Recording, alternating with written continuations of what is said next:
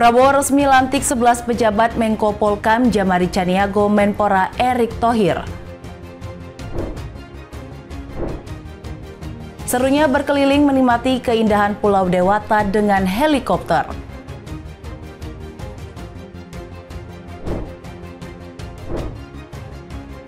Uniknya kuliner olahan daging tupai yang dipercaya dapat mengobati penyakit. Halo, selamat malam pemirsa setia Berita Nasional TV. Senang sekali Berita Nasional Malam kembali hadir menyapa Anda.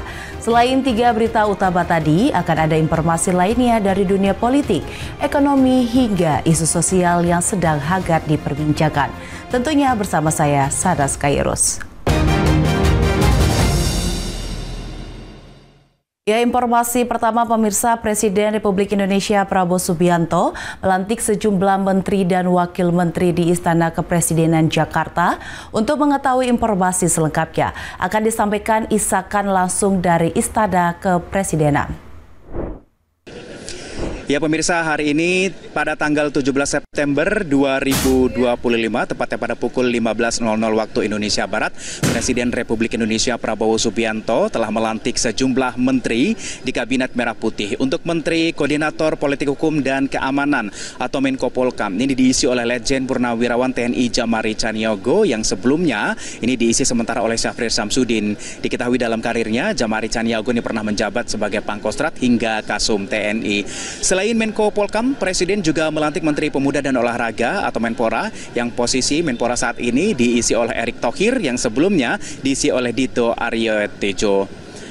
Dan pemirsa, selain menteri, Presiden juga melantik beberapa wakil menteri. Ini diantaranya ada Afrian Syahnur sebagai wakil menteri Tenaga Kerja, kemudian juga ada Rohmat Marzuki, wakil menteri Kehutanan, dan Farida sebagai wakil menteri Koperasi. Selain itu, Presiden juga melantik Angga Raka Prabowo sebagai Kepala Badan Komunikasi Pemerintah, kemudian M. Kadari, Kepala Kantor Staf Kepresidenan, kemudian juga ada Ahmad Doviri, penasihat khusus Presiden Bidang Keamanan dan Ketertiban Masyarakat dan Reformasi Kepolisian. Kemudian juga ada Nanik Sudaryapti Deang sebagai WKBGN, dan juga ada Sony Sanjaya WKBGN, dan sejumlah wakil menteri ini juga dilakukan pada pukul 15.00 waktu Indonesia Barat langsung dari Istana Negara Jakarta dan dilantik langsung oleh Presiden Republik Indonesia Prabowo Subianto. Untuk sementara informasi ini yang dapat kami sampaikan langsung dari Istana Kepresidenan Jakarta, Ishakan dan Galuh Anggara melaporkan.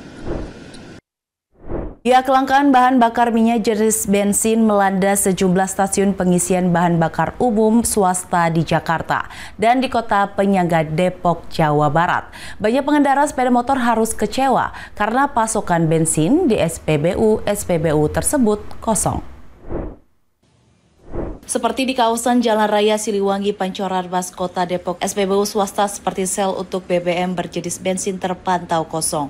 Kondisi ini membuat para pengendara kendaraan bermesin bensin terpaksa memutar balik kendaraan mereka. Hanya no-sel untuk pengisian BBM jenis diesel atau solar yang tampak masih melayani sejumlah kendaraan bermesin diesel. Seorang konsumen Vira mengatakan dirinya merasa khawatir jika harus mengisi BBM di Pertamina lantaran maraknya isu bensin oplosan yang terjadi beberapa waktu kemarin. Kalau bisa sih dipermudah ya Mas untuk pasukan jalan untuk isi bensinnya, karena kan kita juga sekarang lebih banyak swasta ya. Sementara itu, SPBU swasta lain yang berlokasi di Jalan Boulevard Cilodong, Kota Depok juga terlihat sepi dikarenakan tidak tersedianya BBM jenis bensin. Salah seorang pengendara motor, Ardito Prayogi, mengaku konsumsi bahan bakar motor miliknya menjadi lebih boros dan tarikannya terasa kurang bertenaga setelah mengisi BBM jenis Pertamax. Iya benar, karena kualitasnya lebih bagus Pak. Di motor saya lebih irit sih. Oh, ada bedanya ya? Iya, jauh. Nah, sekarang kan katanya suruh ke Pertamina nih Mas nih, gimana Mas pendapat ya? Ya mau nggak mau pilihannya cuma itu aja sih, nggak ada lagi daripada motor nggak bisa jalan Pak. Jadi tetap beli di Pertamina? Tetap di Pertamina terpaksa Pak. Hingga saat ini belum ada pernyataan resmi dari pihak manajemen masing-masing perusahaan SPBU swasta terkait kapan pasokan BBM bensin akan kembali stabil. Para pengendara diimbau untuk mencari alternatif SPBU agar tidak mengganggu aktivitas mereka. Dari Jakarta, Theo Pandi, Berita Nasional TV. Ya pemirsa, suasana akrab terlihat saat Wakil Ketua DPR Sufmi Dasko Ahmad menyambut kedatangan Menteri Pertahanan Syafri Syamsuddin di Kompleks Parlemen Selasa 16 September 2025. Pertemuan keduanya berlangsung penuh senyum sebelum Menhan menghadiri rapat dengan Komisi 1 DPR.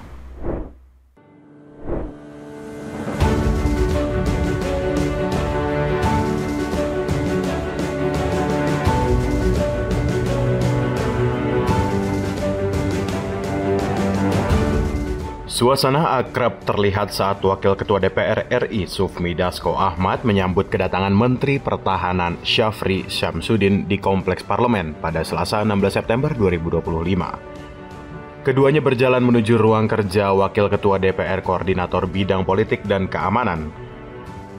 Di ruang pimpinan DPR RI, Dasko dan Syafri duduk berdampingan, berbincang santai dengan latar bendera partai dan merah putih. Usai pertemuan singkat, Dasko mengantar Syafri menuju ruang rapat Komisi 1 DPR RI di Nusantara II. Dalam perjalanan lagi-lagi keduanya berbincang hingga menaiki eskalator menuju lantai ruang rapat. Sesampainya di lokasi, keduanya disambut hangat Ketua Komisi 1 DPR RI, Utut Adianto, Panglima TNI Jenderal Agus Subianto, serta 3 Kepala Staf TNI. Kehadiran Dasko dan Syafri dinilai sebagai simbol soliditas eksekutif dan legislatif. Di ruang tunggu Komisi 1, keduanya kembali berbincang dengan sejumlah pejabat, termasuk Panglima TNI, sebelum rapat tertutup membahas anggaran pertahanan dimulai. Pertemuan ini juga mencerminkan hubungan personel antara Dasko dan Syafri. Keduanya saling mengenal sejak lama. Selain menjabat sebagai Menhan, Syafri merupakan kader Partai Gerindra, sama seperti Dasko. Kehangatan keduanya disebut sebagai bentuk kerjasama erat menjaga komunikasi politik, khususnya di bidang pertahanan dan keamanan. Saya atas nama pemerintah, khususnya Kementerian Pertahanan TNI, tentunya perlu memelihara soliditas dan hubungan kerja yang bagus antara pemerintah dengan legislatif, di mana Profesor Sufmi Dasko adalah Wakil Ketua DPR di bidang Polkam, sehingga saya perlu mengkomunikasikan hal-hal yang perlu menjadi atensi secara nasional. Mahendra Dewananta dan Ade Chandra, Berita Nasional TV. Dua anggota TNI AD dari Satuan Kopassus resmi ditetapkan sebagai tersangka dalam kasus penculikan dan pembunuhan Kepala Cabang Pembantu BRI Muhammad Ilham Pradipta. Keduanya terbukti terlibat langsung dalam proses eksekusi korban, mulai dari menerima uang operasional, mengikat, hingga membuang jenazah korban ke area persawahan di Serang.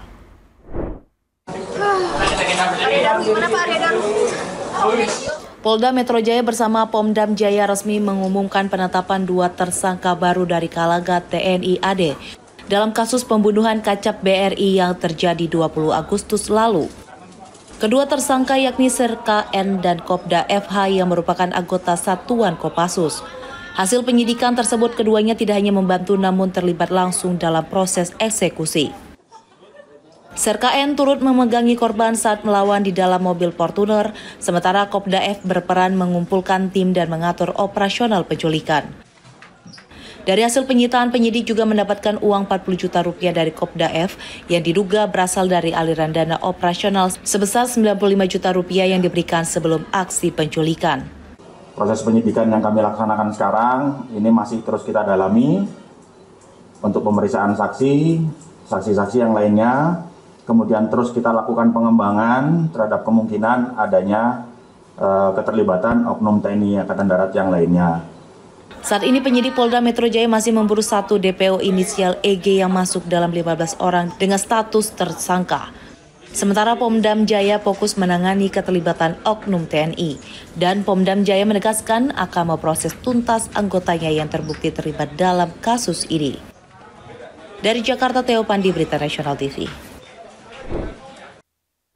Selaras dengan program dalam upaya memperkenalkan dan melestarikan kebudayaan Nusantara kali ini, pemerintah Provinsi Sulawesi Tengah berkolaborasi dengan Kementerian Pariwisata dan Ekonomi Kreatif menghadirkan kuliner khas Sulawesi Tengah Sup Kaledo sebagai hidangan tradisional istimewa.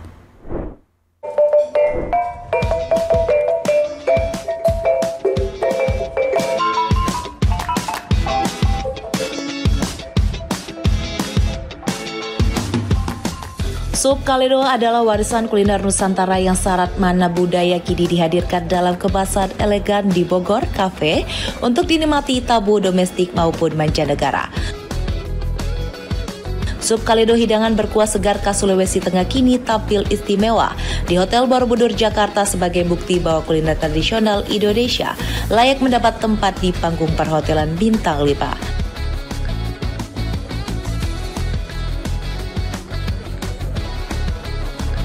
Acara ini juga turut mendapat kehormatan atas kehadiran Yang Mulia Dr. Juhair Al-Sun, Duta Besar Negara Palestina untuk Republik Indonesia sekaligus dekan para Duta Besar Arab di Indonesia. Memang benar, tanggal 16 ini merupakan pembukaan dari Discovery Sulawesi Tengah, Present Sup Kaledo. Ini merupakan bagian komitmen dari Hotel Borobudur Jakarta dalam mendukung makanan daerah dari provinsi-provinsi. Kayak karena Sup Kaledo, bumbunya nggak banyak, dia cuma pakai 3 bahan, asam, cabai, sama garam. Terus cara penyajiannya juga simpel. Nah, terus cara memasaknya kita butuh waktu 5 jam. Dari Jakarta, Tim Liputan Berita Nasional TV.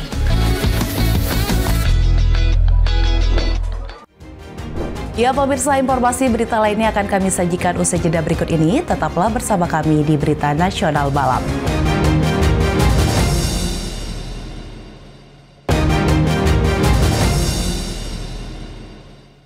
Ya pemirsa, terima kasih Anda masih menyaksikan Berita Nasional Malam. Informasi selanjutnya, menikmati liburan panjang di Pulau Dewata, Bali, sejumlah wisata unik memanjakan para pelancong. Salah satu aktivitas wisata yang jadi incaran para turis adalah berkeliling menikmati keindahan alam Bali dari ketinggian menggunakan capung besi alias helikopter. Durasi, waktu maupun destinasi yang akan dilalui wisatawan pun bisa dipilih, menyesuaikan dengan budget yang ada.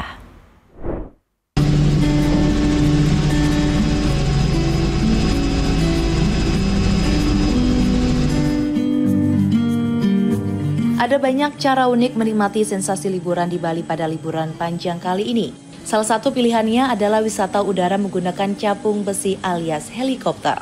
Dari sejumlah operator wisata udara yang menyediakan aktivitas wisata ini, salah satunya berada di kawasan Ungasan, Kuta Selatan, Badung. Sebelum menyaksikan keindahan Bali dari udara, wisatawan wajib mengikuti safety briefing terkait hal-hal yang harus diperhatikan saat naik, turun, maupun berada di dalam helikopter. Setelah dilakukan berbagai pengecekan, kini saatnya bersiap menikmati sensasi petualangan di udara. Saat ini, menuju helikopter, wisatawan harus mengikuti arahan petugas untuk berjalan di area yang aman.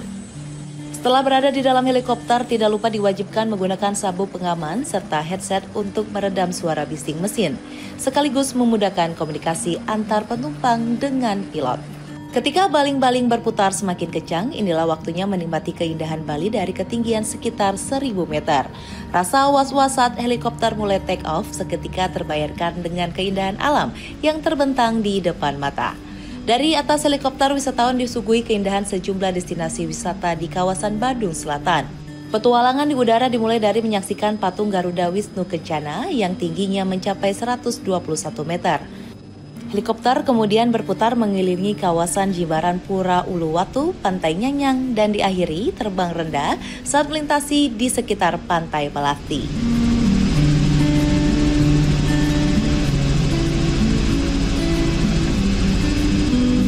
Saat melewati sepanjang pesisir pantai, suguhan gradasi warna laut yang indah, ditambah hijaunya perimbunan yang menutupi tepi tebing dipastikan membuat wisatawan berdecak kagum.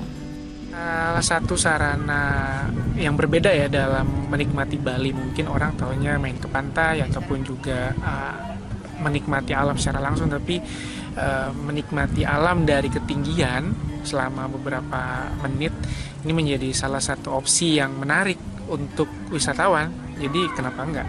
Tadi melihat beberapa objek di sepanjang pantai, tapi bedanya ini dari atas. Kalau biasanya kan dari bawah ya, Pantai Ungasan, sepanjang ada beach clubnya, ada pantainya. Biasanya di bawah, ini sekarang dari atas, kelihatannya bagus banget.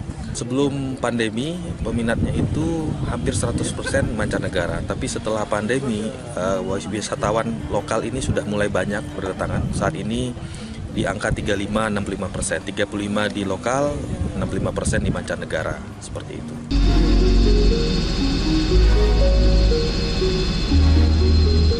Perjalanan wisata menggunakan capung besi berdurasi selama 12 menit tersebut dipastikan menjadi pengalaman yang tak terlupakan bagi wisatawan. Untuk bisa menikmati aktivitas wisata semacam ini, biayanya bervariasi, mulai dari Rp6,9 juta per 4 penumpang untuk durasi terbang selama 12 menit. Jika ingin terbang lebih lama, maka tarifnya Rp39 juta per 6 penumpang dengan durasi terbang 70 menit. Selama ini paket tur berkeliling di kawasan Badung Selatan inilah yang paling sering disewa oleh wisatawan. Selain paket tersebut juga tersedia paket wisata berkeliling melihat kemegahan Gunung Agung, Gunung Abang, dan Gunung Batur. Paket wisata berdurasi 22 menit di udara ini dibanderol dengan tarif Rp3,9 juta per orang atau Rp15,6 juta untuk 4 wisatawan. Jika ingin menikmati keindahan Pulau Dewata dengan cara yang berbeda, mungkin aktivitas wisata satu ini bisa jadi pilihannya. Dari Bali, Bagus Raditya, Berita Nasional TV.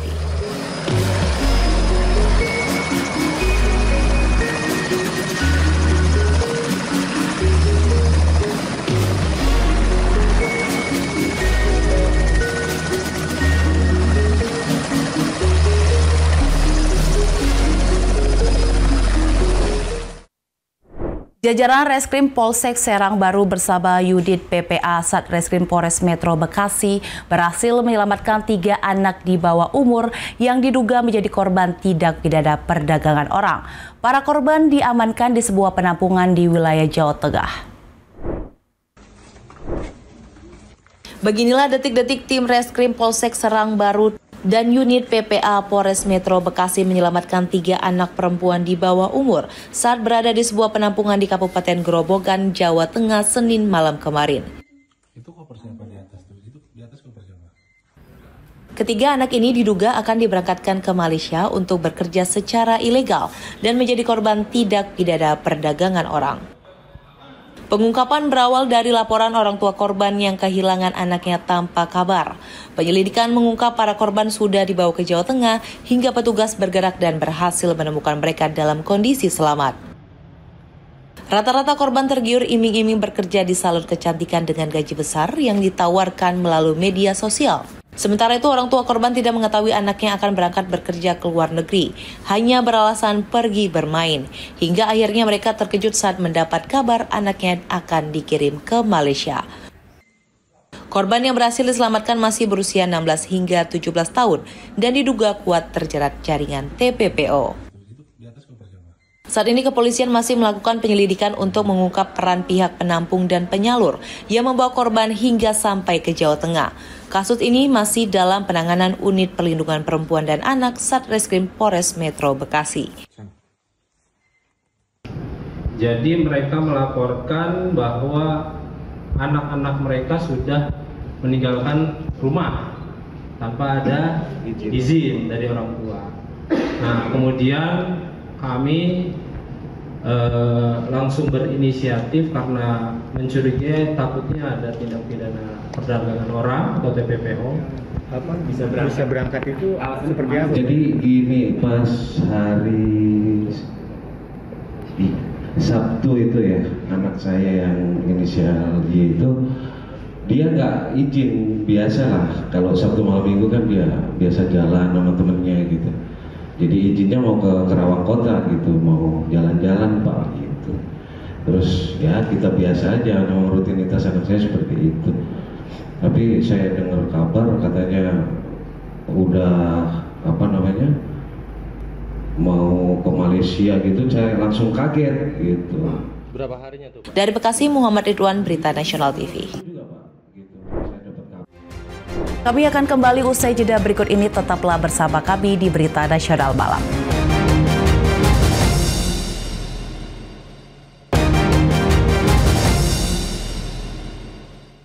Terima kasih Anda masih bersama kami. Informasi selanjutnya, bagi Anda pemburu kuliner, cobalah mampir ke salah satu warung makan di Banjarpucuk, Desa Bantas, Selemedak, Timur Tabanan, Bali, yang menyediakan kuliner ekstrim berbahan olahan daging tupai. Daging tupai yang diolah menjadi bakso dan lawar atau olahan daging cincang belakangan viral dan menjadi incaran warga karena dipercaya mengobati beragam jenis penyakit. Campuran racikan bumbu tradisional Bali atau bumbu base genep pada olahan daging tupai membuat kuliner daging tupai tidak amis saat disantap.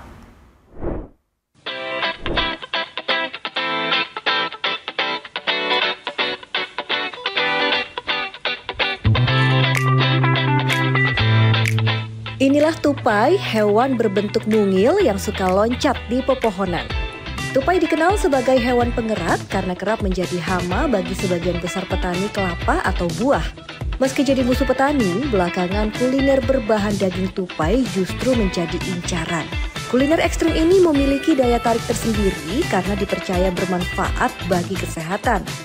Satu-satunya warung di Bali yang menyediakan olahan daging tupai terletak di Banjarpucuk, Desa Bantas, Selemadek, Timur Tabanan. Sebelum diolah, daging tupai terlebih dulu dibersihkan dan dikuliti dari bulu-bulu halus yang menempel di tubuhnya.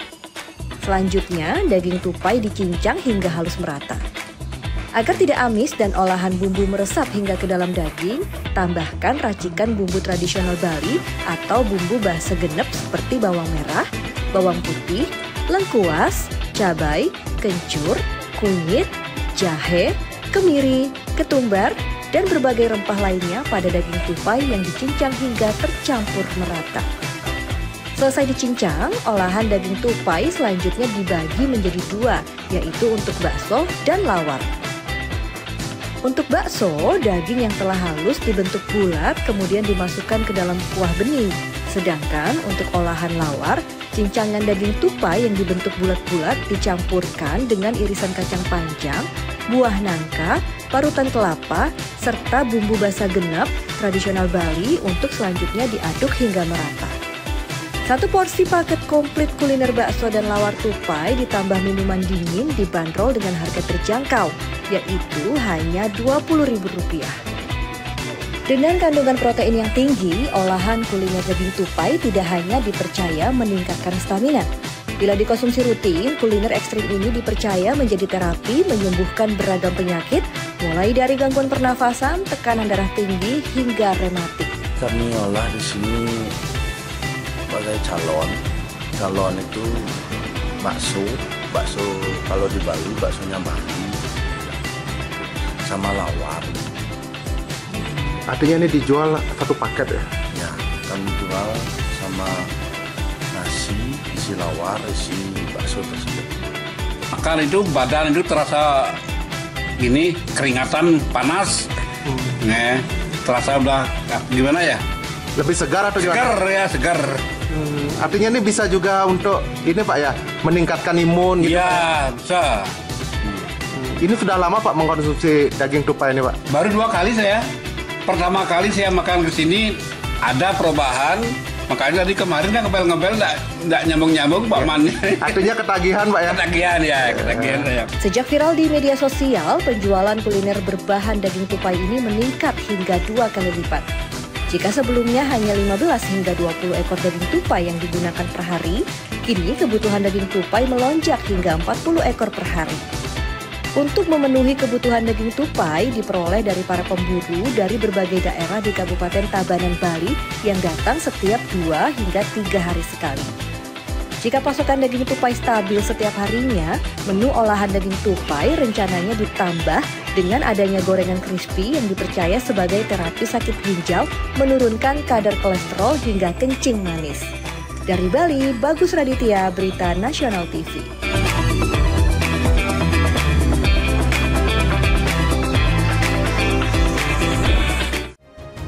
Ya pemirsa, demikian berita nasional malam telah menemani Anda. Saya Sanas Kairus beserta kru yang bertugas pamit undur diri. Selamat malam dan selamat beristirahat.